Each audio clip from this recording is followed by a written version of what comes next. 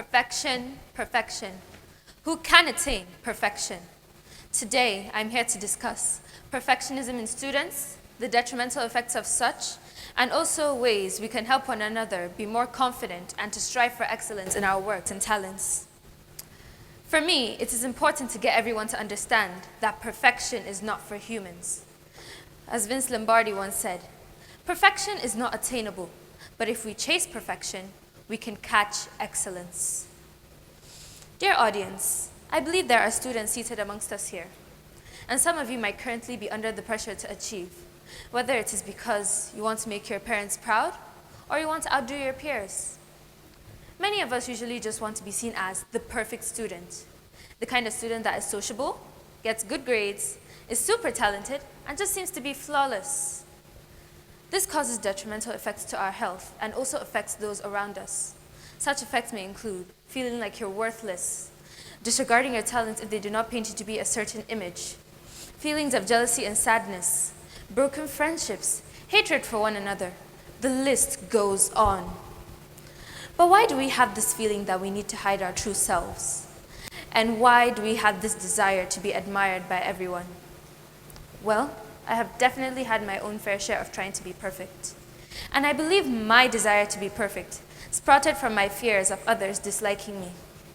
I was afraid that if I didn't do well in school, my parents would think that I was lazy and that I didn't love them enough to do better.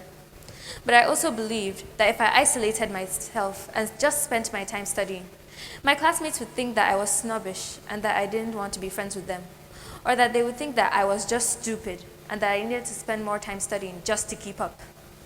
This led me to become jealous of the so-called perfect students without even thinking that they had their own problems or that they were going through things that I wasn't. So I just ended up copying them in everything that they did. I can remember when I was in year 4, there was a girl in my class who was admired for her amazing musical talent. So do you know what I did? I signed up for the music club, but not because I was interested in learning something about it, no. I did it because I wanted to be seen as amazing, and I also wanted to be admired for my own musical talent, when in all honesty, I was much more interested in drawing and painting. But now I can't help but think to myself, if I had joined the Arts and Crafts Club instead, and showcased my work, would I have gotten to be admired for my talent? Sadly, in this day and age, many people are forced to hide their true selves due to fear of being judged by others. But how can we help one another combat this feeling? Well, firstly, we can start by understanding that we will never be perfect, and we will never fit everyone's expectations. As Sigmund Freud once said, the more perfect a person is on the outside, the more demons they have on the inside. Secondly, we must be confident enough in our own works, talents, and opinions without any fear of contradiction. Sometimes this might be the hardest step for some people, but at the end of the day, if we can't get past our fears, how can we achieve something worth striving for? Finally, we must be willing to fail and try again.